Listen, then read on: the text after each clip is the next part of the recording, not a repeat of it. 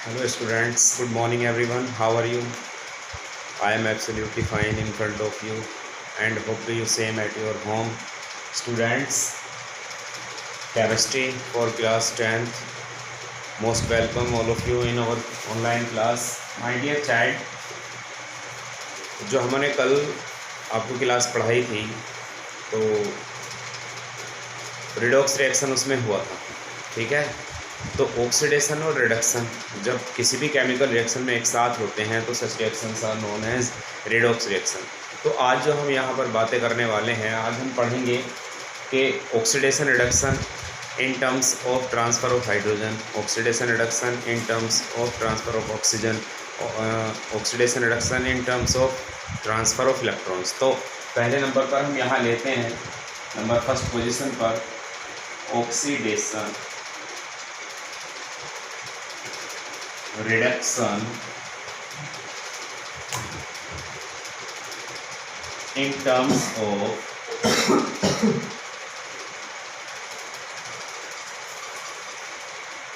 Oxygen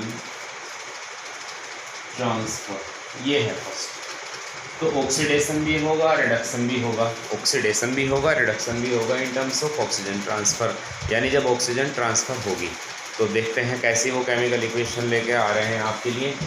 चलिए let's go students. Fe2O3, this is ferric oxide. और जब फेरिक ऑक्साइड की chemical equation sorry ferric oxide की chemical equation जब हम कराएंगे यहाँ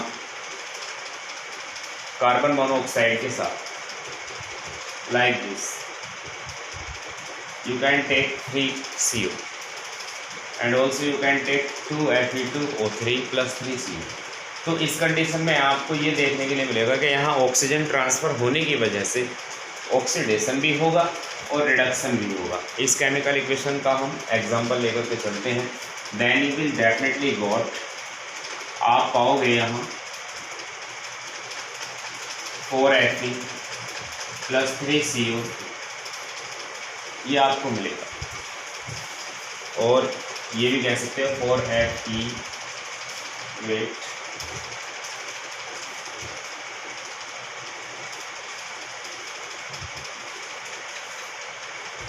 तो Fe2O3 प्लस 3CO की केमिकल इक्वेशन कार्बन मोनोऑक्साइड की केमिकल इक्वेशन आयरन के साथ कराई जाएगी।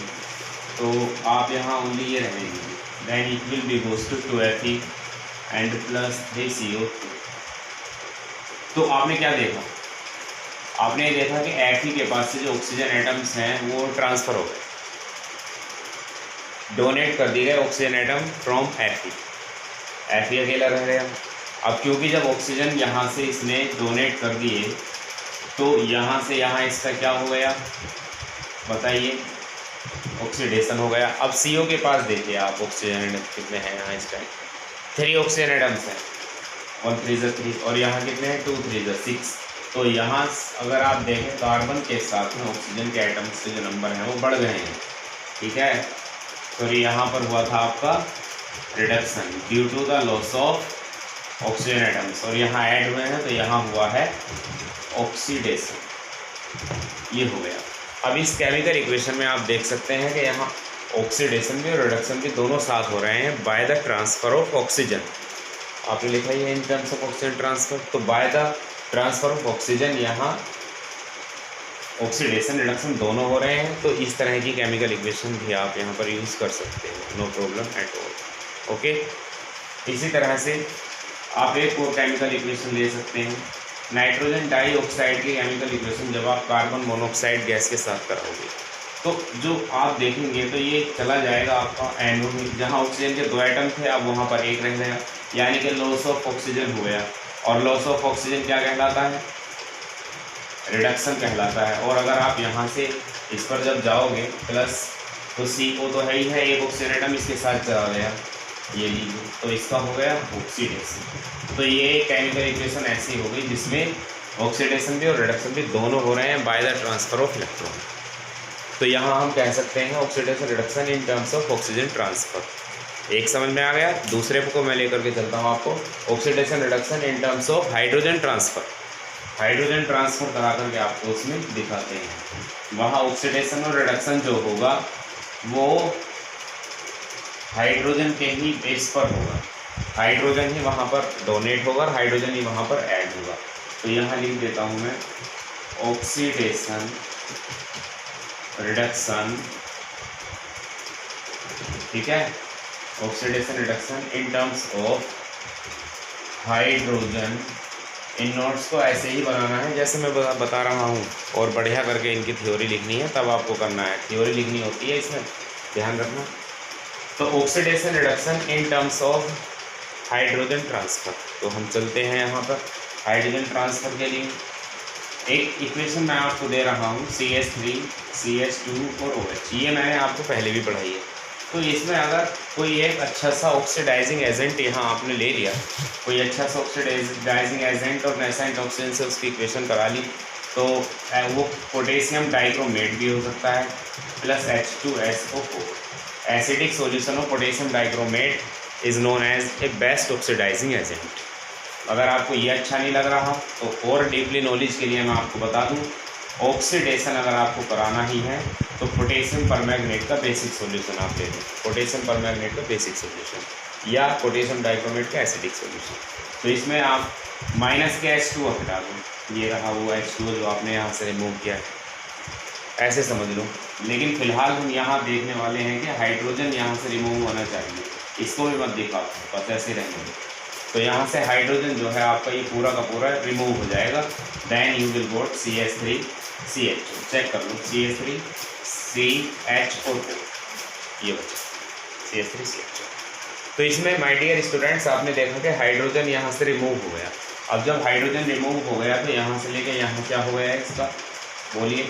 Hydrogen removal of hydrogen is known as oxidation, और ऑक्सीडेशन हुआ भी है, ऑक्सीडाइजिंग एजेंट बैठे हैं यहाँ पर कराने के लिए। अच्छा, आगे और भी अगर आप चाहो तो इसका रिडक्शन भी मैं अभी करा सकता हूँ। आप कोई एक रिड्यूसिंग एजेंट जैसे LiLH4 लिथियम एल्यूमिनियम हाइड्राइड की प्रेजेंस में हाइड्रोजन से इसकी रिएक्शन करा दो, तो ये दोबारा से CH3 CH2 और OH वैसे ही बन जाएगा जैसे पहले थे। तो इस बार हाइड्रोजन इसके अंदर ऐड हो गया, यहाँ से यहाँ हाइड्रोजन ऐड हो गया, तो addition of hydrogen is known as reduction. ये लीजिए, addition of hydrogen is known as reduction और removal of hydrogen is known as oxidation. तो ऑक्सीडेशन भी हो गया, रिडक्शन भी हो गया। तो आपकी बात पूरी हो गई। जब ऑक्सीडेशन रिडक्शन एक ही केमिकल इक्वेशन में हो जाए तो उसको हम क्या कहते हैं, रिडॉक्स रिएक्शन। और रिडॉक्स आपका हो रहा है oxidation reduction reaction in terms of hydrogen transfer. Hydrogen के ट्रांसफर के बेस पर भी हमने इसको पढ़ लिया। अब एक बात मैं यहाँ आपको बता देना चाहता हूँ, देखिए स्टूडेंट्स, ये जो आपका है CH3 CH2OH, इसका हुआ है ऑक्सीडेशन। जब इसका ऑक्सीडेशन हुआ है तो ये क्या है, ये रिड्यूसिंग एजेंट। ऑलवेज रिमेंबर, भूलना मत इस बात को। मैं बता रहा हूँ आपसे कि जिसका ऑक्सीडेशन होता है, जो भी ऑक्सीडाइज्ड होता है सब्सटेंस, वो कौन होता है, वो एक रिड्यूसिंग एजेंट होता है। अब यहाँ अगर हम इसकी बात करें तो इसका यहाँ इसमें क्या हुआ है, रिडक्शन हुआ है। जिसका रिडक्शन होता है वो कौन होता है, वो ऑक्सीडाइजिंग एजेंट होता है। ये बहुत आता है फाइंड आउट करने के लिए, इक्वेशन दे देगा और कह देगा write the name of the substance that is oxidised, that is reduced, as well as oxidising agent और रिड्यूसिंग एजेंट। तो आपको पता होना चाहिए, नोट कर लेना इसको। ये हो गया oxidation reduction in terms of hydrogen transfer. अब मैं आपको लेकर के चलता हूँ इस बार oxidation reduction in terms of electron transfer. Oxidation reduction in terms of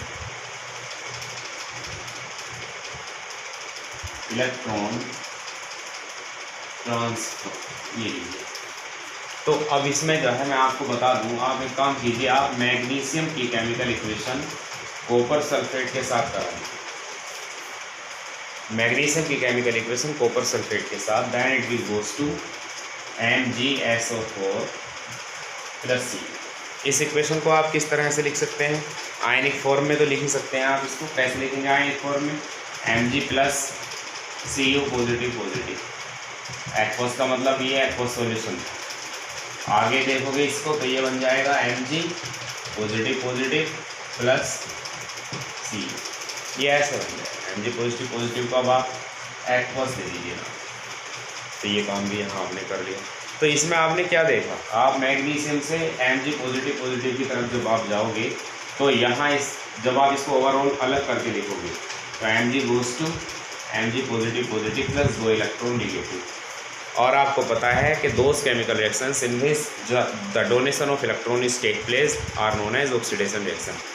ऐसी केमिकल रिएक्शन जिसमें इलेक्ट्रॉन डोनेट किए जाते हैं वो ऑक्सीडेशन रिएक्शन कहलाती है। तो यहाँ इलेक्ट्रॉन डोनेट किए गए हैं तो ये कैसी इक्वेशन बन गई, ये एक ऑक्सीडेशन रिएक्शन बन गई। दूसरी तरफ आप चलो कॉपर की तरफ, कॉपर ने क्या काम किया है, 2 इलेक्ट्रॉन्स और एक्सेप्ट किए हैं तब ये कॉपर बना है। तो the chemical reactions in which the electrons are accept या दो chemical reactions in which the electrons are gain, such reactions are known as reduction reactions. तो ये हो गया इसका रिडक्शन।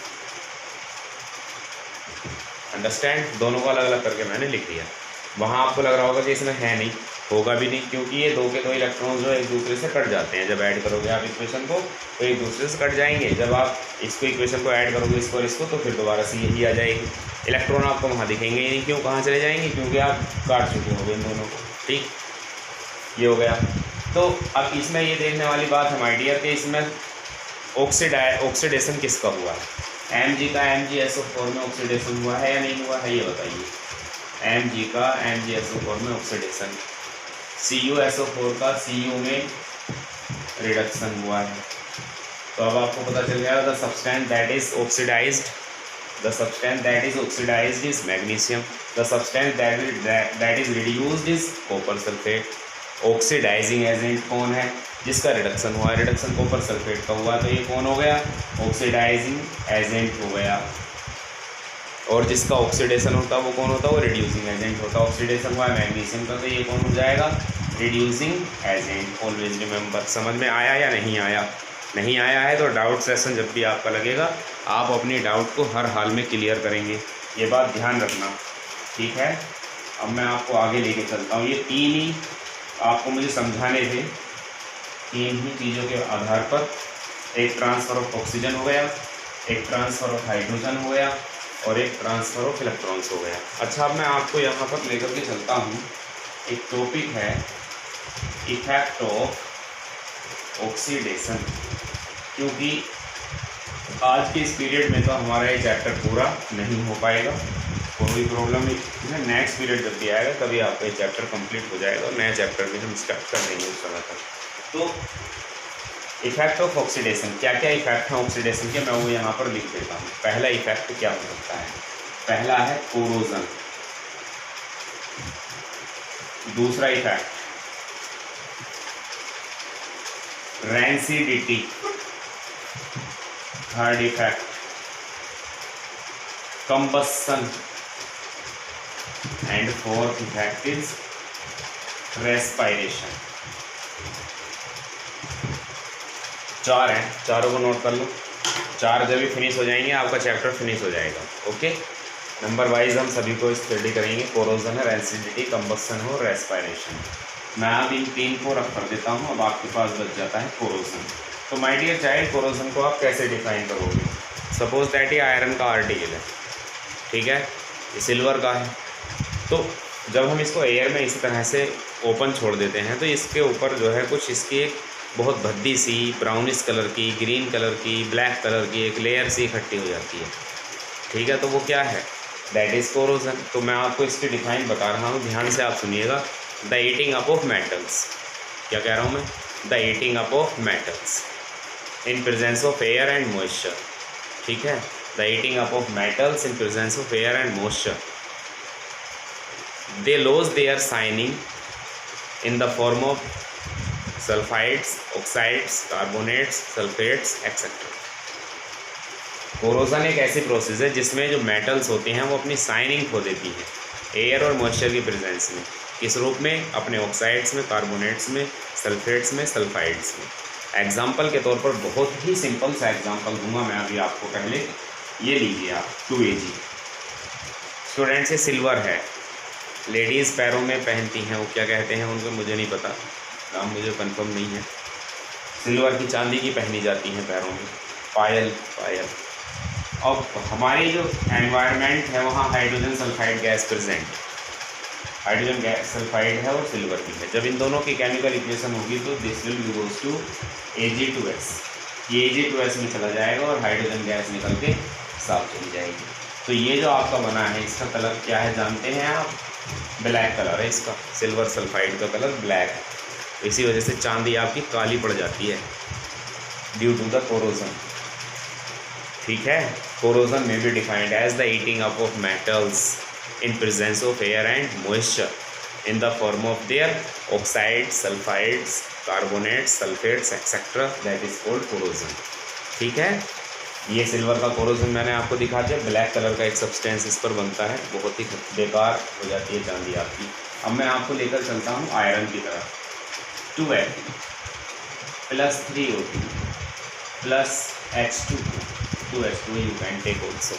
तो इसमें क्या होता है, देखिए ये है आपका आयरन, ये है आपकी एयर और ये है आपका वाटर। देखिए एयर भी है, वाटर भी है और आयरन भी है। The heating up of metal in presence of air and water, moisture जो मैंने कहा था।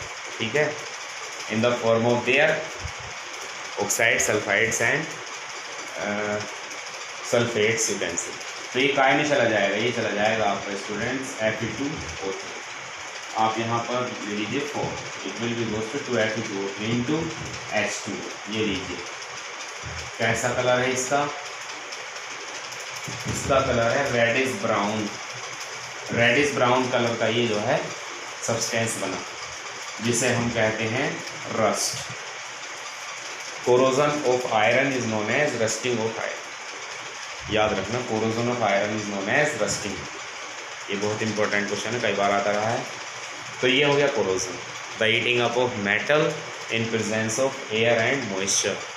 The metals losses their shining in the form of their oxides, sulphides, sulphates, carbonates etcetera. This is called corrosion. ठीक है, आपका iron का भी करा दिया कोरोजन, सिल्वर का भी करा दिया कोरोजन। देखिए मैंने जितना आपको पढ़ा रहा हूँ, हर एक केमिकल इक्वेशन आपके याद होनी चाहिए। याद रखना, मुझे बिल्कुल कंफर्म पक्का याद चाहिए बिल्कुल। हर एक केमिकल इक्वेशन को बढ़िया करके लर्न कर लेना। एक केमिकल इक्वेशन को लर्न करने में नियर अबाउट 3 मिनट्स लगते हैं और ये बिल्कुल आपकी पक्की हो जानी चाहिए हर एक इक्वेशन। हर एक का अपना एक इम्पोर्टेंस है। इक्वेशन ये भी वेरी वेरी मोस्ट इंपॉर्टेंट है, इक्वेशन ये भी वेरी वेरी मोस्ट इंपॉर्टेंट है, तो हम कुछ भी छोड़ नहीं सकते। Understand? Okay, thank you and have nice day.